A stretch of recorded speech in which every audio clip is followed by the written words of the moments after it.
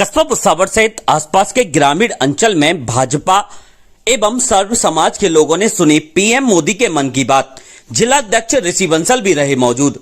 प्रधानमंत्री नरेंद्र मोदी द्वारा की गई मन की बात कार्यक्रम के 103वें एपिसोड को विभिन्न माध्यमों द्वारा कस्बा भुसावल सहित ग्रामीण क्षेत्रों में भाजपा कार्यकर्ताओं एवं पदाधिकारियों के साथ आमजन द्वारा देखा व सुना गया। भाजपा पदाधिकारी भास्कर डंपी पांडे ने जानकारी देते हुए बताया कि प्रधानमंत्री नरेंद्र मोदी के मन की बात कार्यक्रम के 103वें एपिसोड को भुसावल कस्बे में बूथ संख्या 171 पर बूथ अध्यक्ष राकेश सिंघल के साथ मंडल अध्यक्ष शैलेश पांडे की अध्यक्षता में सुना गया।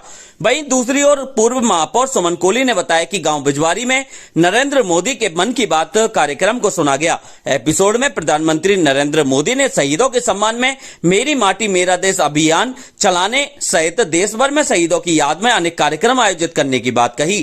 वहीं उन्होंने हर घर तिरंगा अभियान को भी आगे बढ़ाने के साथ साथ विभिन्न बिंदुओं पर चर्चाएं की। पीएम मोदी ने मन की बात कार्यक्रम में वर्षा जल संग्रहण करने, पेड़ लगाने के लिए प्रेरणा देने वाले लोगों का जिक्र किया। उन्होंने मन की बात में उत्तराखंड के भोजपत्रों पर लिखी लिपि का जिक्र किया, राजस्थान की बूंदी पेंटिंग और देश के विभिन्न हिस्सों में बनी पेंटिंग का जिक्र किया। मन की बात कार्यक्रम में भाजपा जिला अध्यक्ष ऋषि बंसल, बैर विधानसभा प्रभारी महेंद्र खेला, पूर्व सांसद रामस्वरूप कोहली, अनिल बिजवारी सहित कई कार्यकर्ता मौजूद रहे। नमस्कार।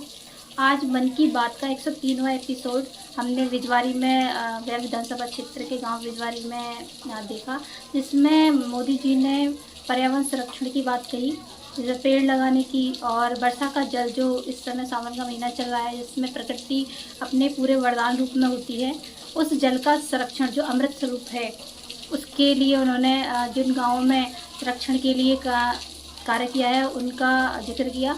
साथ में जो फ्रांस की एक महिला है, उसने 100 वर्ष अपने पूर्ण किए हैं, जिसने अपनी जीवन पद्धति में योगा को शामिल किया। योगा भारत की देन है और हमारे जीवन की पद्धति का एक अहम हिस्सा है।